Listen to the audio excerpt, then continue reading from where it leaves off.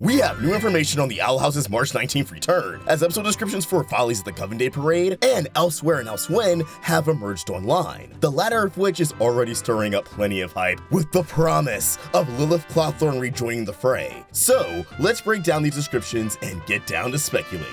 I'm even more excited than I already was, and I hope you all will be too.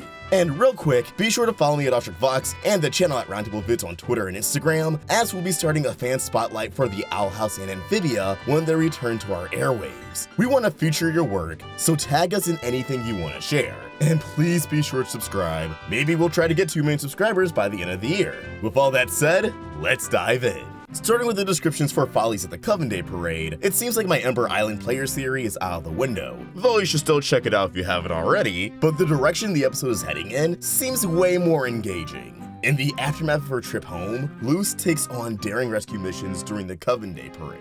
So it seems as if this episode will not follow up on Belos' repossession of the Pearl Key in Eclipse Lake, but rather the fallout of yesterday's lie and the revelations pertaining to V and her people. If you remember, Luz's doppelganger V is actually a basilisk, like the Hexite intruder who infiltrated school ground back in Season 1's The First Day. Basilisks can not only shapeshift, but they primarily siphon magic out of witches and other inhabitants on the Isles who carry magic within themselves. This ability caused the basilisks to become of interest to Emperor Belos, as they were actually an extinct species in the demon realm until they were suddenly and mysteriously revived by Belos through means that I'm confident will be revealed at a later point. Maybe even in this episode. Although V escaped, other basilisks are still being held in captivity. And with Luz now having a better understanding of the species, thanks to her experiences with V, it only makes sense that Luz would feel a responsibility to liberate them. After all, their existence is largely kept secret. If she doesn't free them, who will? Knowing that they're all suffering, being tortured and experimented on just like V was, it has to be driving Luz insane. So it makes sense that freeing them would immediately be her next move. So the Follies and Follies at the Coven Day Parade is likely just referring to the foolish acts definition. Luz is in over her head and putting her life on the line for something insane. But assuming the basilisks are also being held at the Conformatorium, odds are Luz could end up freeing both them and the bats, who were captured by Darius back in Edith's Requiem. In a scenario where the basilisks and bats are free, deciding to take Luz's side, then the numbers to build a rebellion against Belos have suddenly increased massively, with some pretty heavy hitters on their side. I still think I'm onto something with Belos appearing in this episode, alongside potential appearances of other Coven leaders, as again, Coven Day sounds like a pretty big deal, and Belos would be wise to inform the masses of the Day of Unity and get them ignorantly on board before it actually arrives, because the alternative would be those on the Isles feeling forced into the Day of Unity, which may lead to more difficult cooperation. Belos will likely appear just to confront Luz during her rescue mission, maybe being the one to reveal why he needs their ability to drain magic and how he managed to revive them in the first place. I just know this episode will be one for the books. Next up, we have the description for Elsehwere and Elsewhen, which will likely be focused on exploring Philip Whittebane, and thus likely Belos, as I called in a previous suggestion. Luz is desperate for more information on Philip Whittebane, the creator of the portal door.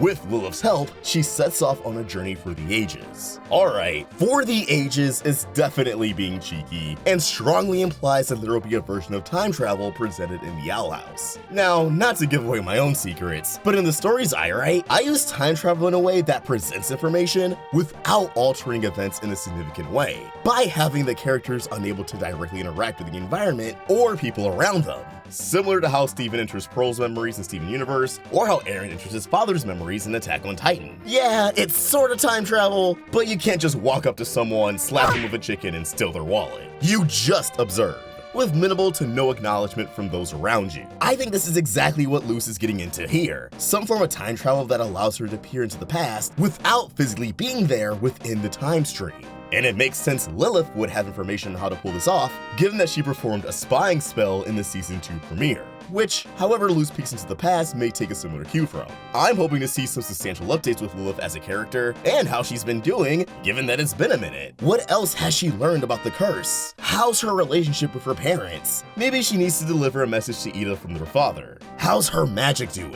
Is she still rocking with glyphs, or has she learned to use doses of magic here and there? I'm also holding out for a new Lilith outfit to match Ida's new dress. I don't think the relatable phone battery fit will suit her forever as much as I love it, and this is the easiest way to shoehorn in a change in attire. This episode will more than likely confirm Philip Whittebane's relation to Emperor Belos, whether if he is Belos, or if his brother turns out to be Belos. Maybe Belos is his son, maybe Belos is a clone. Regardless, you don't go snooping in the past without getting major answers, because that's just how these sort of episodes go, so buckle up, because the ride is sure to be a wild one. That's all I got for this video, but as always, I want to know your thoughts on these episode descriptions and my ideas. Feel free to drop your theories in the comments below, or find us over on Twitter and Instagram at RoundtableVids and at OffStrickBox.